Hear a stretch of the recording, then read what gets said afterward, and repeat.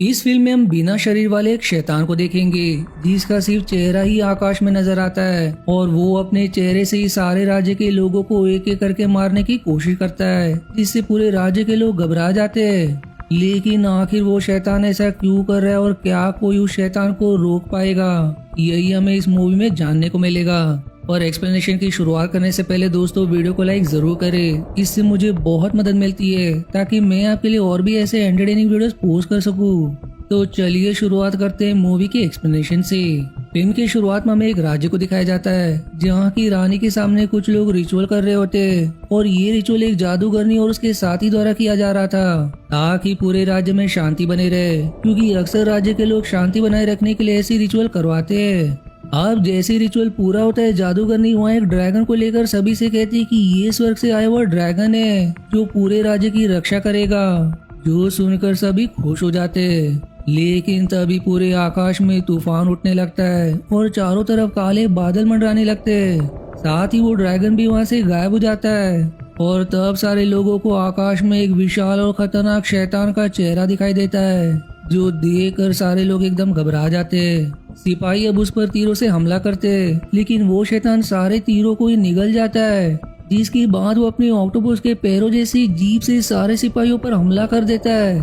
तब सेनापति जैसे तैसे उसकी एक जीभ को काटने में सफल हो जाता है, जो देखकर वो शैतान रानी को धमकाते हुए कहता है कि तुम्हारा और इस राज्य का अंत करीब है, जो इतना कहकर वहाँ से चला जाता है। अब अगले दिन राज्य में डी रेंजी नाम के डिटेक्टिव को बुलाया जाता है ताकि वो पता लगा सके कि आखिर वह शैतान किस मकसद से आया है। तब कमांडर वूजी और बाकी मिलकर उसे कल रात हुआ सारा मामला बताते हैं, इसलिए डी रेंजी वूजी के साथ उस हॉल में जाने के लिए निकल जाता है जहाँ लोगों को वो शैतान दिखाई दिया था। लेकिन तभी उनके पीछे से कोई गुजरता है जो खुद को धुएं में भी बदल सकता है। तब वो फिर से उसके सामने आकर डी रेंजी पर हमला करने की कोशिश करता है, इसलिए वूजी उससे लड़ती है। पर अब वहाँ एक और आदमी आकर डी रेंजी को रस्सी से बांध देता है, लेकिन डी रेंजी खुद को छुड़ाकर वूजी के साथ उन दोनों से लड़ने लगता है, जो देखकर वो दोनों आदमी खुद से ही गायब हो जाते हैं। तब वहाँ सेनापति आता है जिसने ही उन दोनों आदमियों को रानी की और खुद की रक्षा करने के लिए रखा है। फिर डी रेंजी सेनापति से कहता है कि मुझे रानी से मिलना है, लेकिन सेनापति साफ मना कर देता है क्योंकि रानी किसी से मिलना नहीं चाहती, जो सुनकर डी रेंजी को थोड़ा अजीब लगता है, लेकिन फिर भी वो उस पर उतना ध्यान नहीं देता। अब डी रेंजी वहाँ से उस हॉल में जाता है जहाँ कल रात वो शैतान दिखाई दिया था, इसलिए वो वहाँ एक सैंड टाइमर रखकर एकदम शांति के साथ पूरी जगह को अच्छे से समझने की कोशिश करता है कि कल रात यहाँ क्या हुआ होगा, जिससे उसे सारी चीजें समझ आ जाती है। तब वो जादूगरनी से सवाल करता है कि तुम्हें क्या लगता है कि वो शैतान किसी जादू द्वारा दिखाया गया भ्रम था या फिर असली। इस पर जादूगरनी कहती कि जहाँ तक मुझे लगता है वो असली था, क्योंकि इतना खतरनाक जादू कोई नहीं कर सकता। इसलिए अब डी रेंजी सेनापति के साथ जंगल में रह रहे गुरु से मिलने जाता है, क्योंकि वो काफी बुजुर्ग है और हो सकता है कि उनके पास इस मामले के बारे में कोई जानकारी हो, लेकिन उन्हें वहाँ गुरु नहीं मिलते। तभी सेनापति के दोनों साथियों पर कोई हमला कर देता है जो जोकर जैसा दिखाई दे रहा था।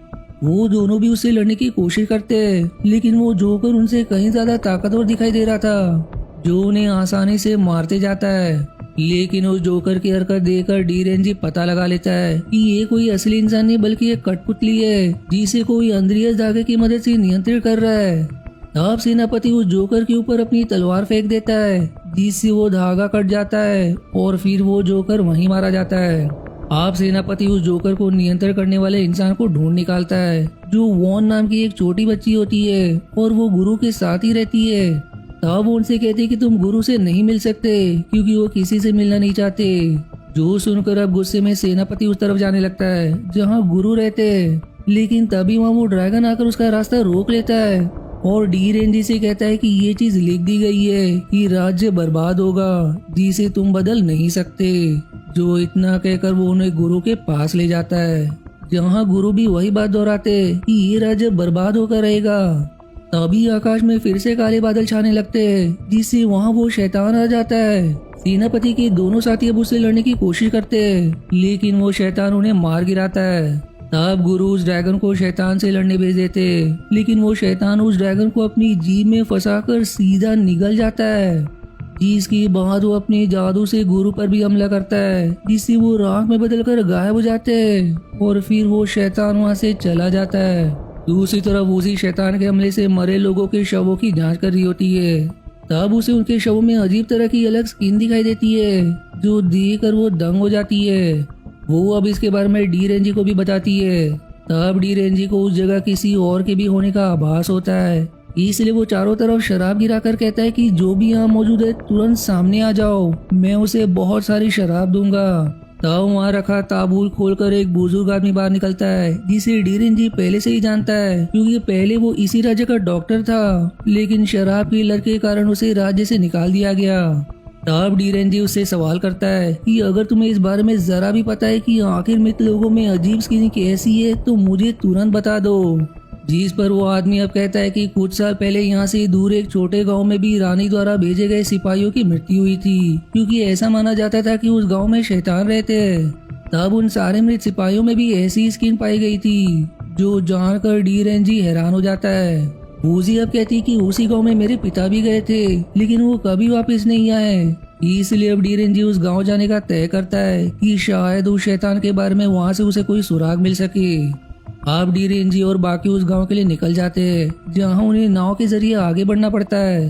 तब थोड़ी दूर आने के बाद काफी गहरा कोहरा छा जाता है, जिस वजह से नाव गलत रास्ते की तरफ मुड़ जाती है। लेकिन फिर भी सभी जैसे तैसे गुफा के रास्ते गांव में प्रवेश कर जाते हैं, जहां आते ही उन्हें कई सारे सिपाहियों के शव दिखाई देते, जिन्हें शैतानों ने मार दिया था, और उन्हीं में वूजी के पिता का भी शव शामिल होता है, जो देखकर वो एकदम दुखी हो जाती है। वहीं उन्हें एक अजीब जानवर का कंकाल भी दिखाई देता है, जिसका सिर काफी डरावना था।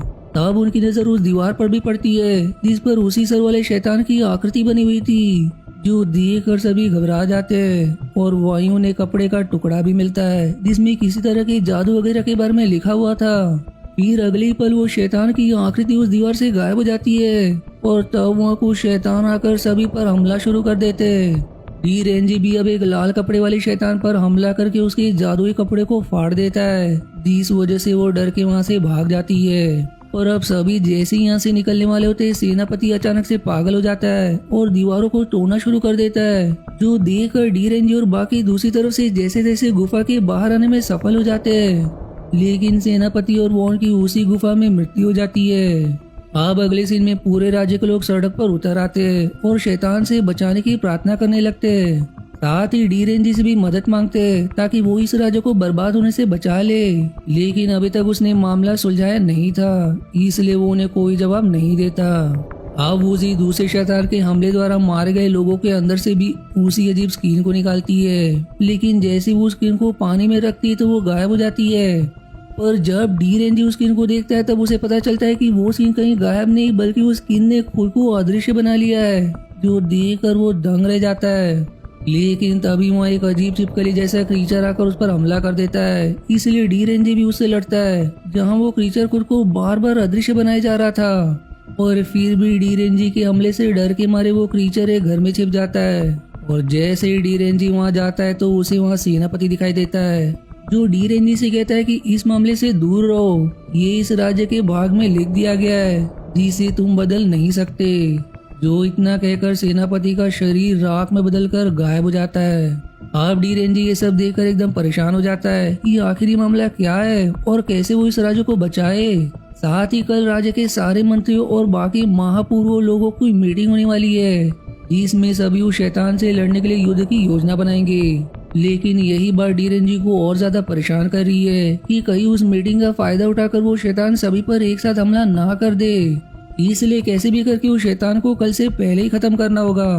तब वो पानी में अपना ही रिफ्लेक्शन देखकर सारी चीजों को फिर से याद करने लगता है कि कहीं उसने सामने आए सबूत को अनदेखा तो नहीं कर दिया। और फिर भाग्य से अचानक ही वो पूरा मामला समझ जाता है, जिससे उसकी खुशी का ठिकाना नहीं रहता। अब अगले दिन मीटिंग होने वाला होता है, लेकिन मीटिंग शुरू होने से पहले ही आकाश का रंग बदलने लगता है और उसमें एक बड़ा होल बन जाता है, जिससे सारे लोग एकदम घबरा जाते हैं। तब फिर से वहाँ वो सर वाला शैतान आकर सभी पर हमला शुरू कर देता है लेकिन इससे पहले कि वो सभी को मार पाता, वहाँ डी रेंजी अपना विशाल सा हाथ उस शैतान वाले सिर पर मारकर उसे नीचे गिरा देता है। और फिर सारे लोगों के सामने वो शैतान जितना बड़ा बनकर आता है, ये देखकर सभी दंग रह जाते हैं।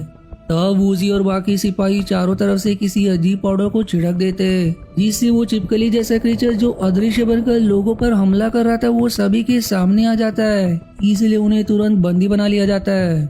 अब डी रेंजी सारे लोगों के पास आकर उनसे कहता है कि ये कोई शैतान नहीं था, बस सभी को भ्रमित किया जा रहा था, क्योंकि ये शैतान बस पानी में दिखने वाली एक आकृति की तरह है। मैं जानता था इसके पीछे जो भी है वो आज की मीटिंग का फायदा जरूर उठाएगा, इसलिए मैंने आसपास की सारी जगहों की तलाशी ली। तब मुझे एक सीक्रेट जगह का पता चला, जहां मुझे उस शैतान का मुखौटा एक मैकेनिज्म से जुड़ा हुआ मिला, और उसी मैकेनिज्म के जरिए उस शैतान का सर इतना बड़ा दिखाई दे रहा था ताकि लोगों में दहशत फैले।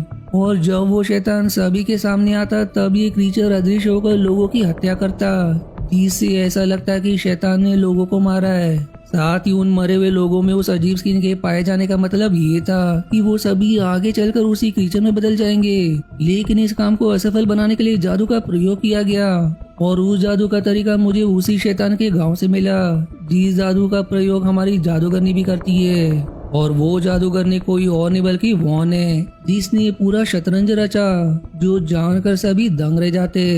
तब वो जादूगरनी से कहता है कि मैंने तुम दोनों के जादू को महसूस कर लिया था, जो बिल्कुल एक जैसा था, और इसलिए तुम हर समय मेरे साथ रहती थी ताकि मुझे विश्वास दिला सको कि ये काम शैतान का है। लेकिन इस बात की भनक मुझे तब लगी जब मैंने गुरु और सेनापति के पीछे लगी रस्सियों को देखा, जिन्हें कठपुतली की तरह चलाया जा रहा था, जिस काम में तुम एकदम माहिर हो। साथ ही जब मैंने तुम्हारे शव को देखा तो उसका चेहरा बिगड़ा हुआ था, और उसकी उंगलियों पर रस्सी के निशान भी थे, जो कठपुतली चलाने वालों के हाथों में अक्सर होते।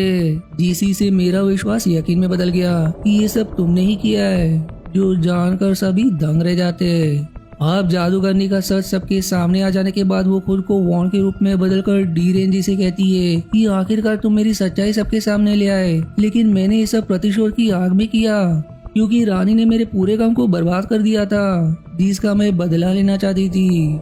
जो इतना कहकर वो फिर से अपने कठपुतलियों से सभी पर हमला करने की कोशिश करती है, लेकिन डी रेंजी और बाकी सभी मिलकर उन सारी कठपुतलियों को मारने के बाद वॉन को भी घेर लेते हैं, और अब उनके हाथों मरने के बजाय खुद को ही खत्म कर लेती है। अब मूवी के आखिरी सीन में डी रेंजी और रानी जब साथ में होते, तब वहाँ एक सिपाही आकर उनसे कहता है कि पीछे पहाड़ों में एक बहुत ही बड़ा कछुआ देखा गया है, इसलिए अब डी रेंजी उस गुत्थी को भी सुलझाने के लिए निकल जाता है। डीसी मिक्स फीलिंग के साथ ही मूवी यहीं समाप्त हो जाती है। आशा है आपको मेरी एक्सप्लेनेशन पसंद आई। यदि हाँ तो प्लीज वीडियो को लाइक करना और चैनल को सब्सक्राइब करके सपोर्ट करना ना भूलें। मिलते हैं अगले एक्सप्लेनेशन वीडियो में, तब तक के लिए धन्यवाद दोस्तों।